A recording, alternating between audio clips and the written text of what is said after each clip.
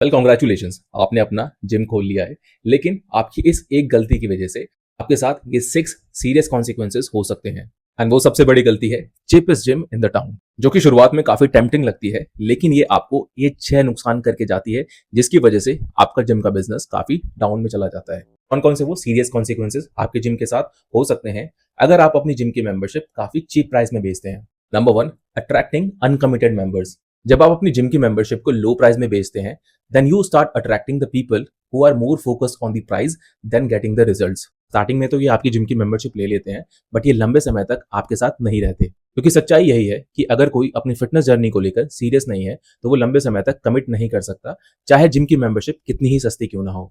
Number 2 is price war. आपके आसपास में जितने भी जिम है वो यही कोशिश करते हैं कि उनके जिम की मेंबरशिप काफी चीप हो, ताकि वो ज्यादा से ज्यादा कस्टमर अपनी तरफ अट्रैक्ट कर सके। लेकिन आप लोग को पता ही नहीं चलता कि आप ऑलरेडी एक ऐसी प्राइस वॉर की रेस में पहुंच चुके हैं जहां पे सभी लोग बिल्कुल नीचे जा रहे हैं। शायद हो सकता है ऐसा करने से आपको कुछ मेंबर्स भी मिल जाए, लेकिन अगेन लॉन्गर रन में आपका जिम का बिजनेस काफी नुकसान में चला जाएगा। जब भी आप जिम का बिजनेस करते हैं तो इस चीज का हमेशा ध्यान रखें कि चीपेस्ट का मतलब हमेशा बेटर नहीं होता। जब आप अपनी मेंबरशिप सस्ते में बेचने लग जाते हैं तो आप अपने जिम की ब्रांड वैल्यू काफी नीचे कर देते हैं। Number 3 is limited scalability. Being the cheapest means your margins are super thin. That means there is a little room to grow. You will struggle to scale your business क्योंकि आप अपने business को ना ही एक्सपैंड कर पा रहे हैं, ना ही कस्टमर सर्विस को इंप्रूव कर पा रहे हैं, क्योंकि आपके पास बहुत ही थिन मार्जिन में पैसा बच रहा है। एंड मोस्टली केसेस में आप लोग का जिम बिजनेस नेगेटिव में ही जा रहा है। Number 4 is lack of capital to improve customer service. जब भी हम सर्विस इंडस्ट्री की बात करते हैं तो कस्टमर सर्विस सबसे ज्यादा इंपॉर्टेंट रोल प्ले करता है आपके बिजनेस को ग्रो करने के लिए। लेकिन आप लोग ऑलरेडी अपनी जिम की मेंबरशिप लो प्राइस में बेच रहे हैं।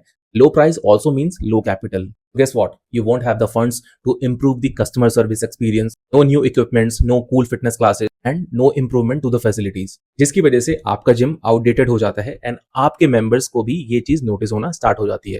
Last one is compromise service quality.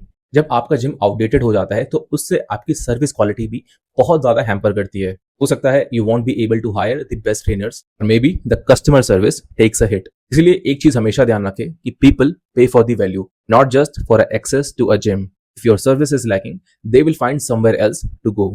Last and most important, struggling to invest in new equipments. आप नए इक्विपमेंट में, टेक्नोलॉजीज में इन्वेस्ट कर ही नहीं सकते क्योंकि आपके पास कैपिटल ही नहीं बचा। और वो क्यों नहीं बचा? क्योंकि आपकी जिम की मेंबरशिप की प्राइस इतने कम थे कि आपकी प्रॉफिटेबिलिटी का जो स्केल है वो बहुत ज्यादा नीचे चला गया है। In today's world people expect high quality machines, but if you are stuck in a price war, you won't have the money to keep up. So what's the takeaway here?